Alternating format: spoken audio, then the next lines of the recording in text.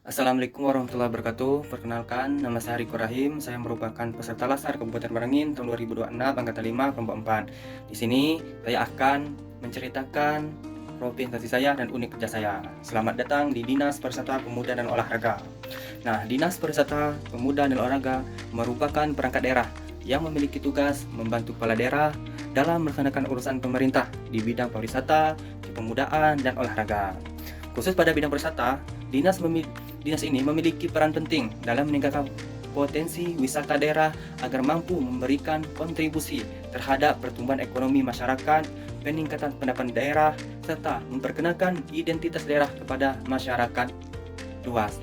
Nah, instansi ini memiliki visi Merangin unggul bidang pariwisata. Nah, dalam upaya mencapai misi tersebut, Dinas Pariwisata Pemuda dan Olahraga telah merumuskan misi sebagai berikut. Yang pertama, mengembangkan perekonomian daerah berbasis sumber daya bidang pariwisata. Kedua, mengembangkan sumber daya manusia yang berdaya saing. Ketiga, memantapkan tata kelola pemerintah yang efektif, bersih, dan melayani menuju world class government. Selanjutnya, struktur organisasi Dinas Pariwisata Pemuda dan Olahraga dipimpin langsung oleh Kepala Dinas yaitu Bapak Suherman SSTP.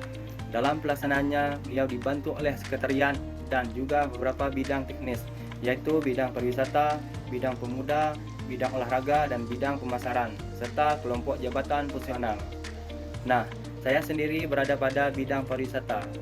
Sebagai analis kebijakan ahli pertama, tugas yang saya lakukan ialah melakukan kajian, analisis, dan penyusunan rekomendasi kebijakan terkait pengembangan sektor pariwisata daerah.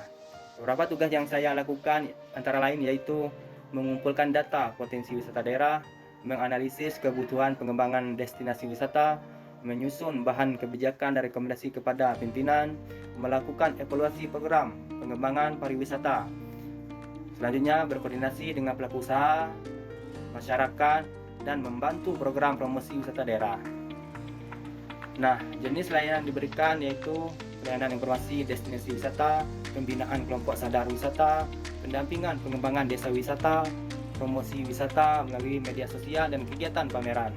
Nah, layanan ini bertujuan agar masyarakat, wisatawan, dan pelaku usaha mendapatkan akses informasi serta dukungan pengembangan wisata yang lebih baik. Nah, kemudian standar layanan yang harus dicapai dalam memberikan layanan, kami harus memenuhi standar pelayanan publik, yaitu pelayanan cepat, tepat waktu, transparan, ramah kepada masyarakat, akuntabel, memberikan informasi yang jelas dan akurat. Selain itu, kami juga harus memastikan bahwa program pariwisata yang dijalankan memang benar-benar memberikan manfaat bagi masyarakat. Seterusnya, terdapat beberapa tantangan permasalahan dalam memberikan layanan. Yang pertama, masih terbatasnya data pariwisata akurat dan terintegrasi. Yang kedua, promosi wisata yang belum maksimal terutama pemanfaatan teknologi digital. Yang ketiga, keterbatasan anggaran dalam pengembangan destinasi wisata. Yang terakhir, masih rendahnya kesadaran sebagai masyarakat dalam menjaga destinasi wisata.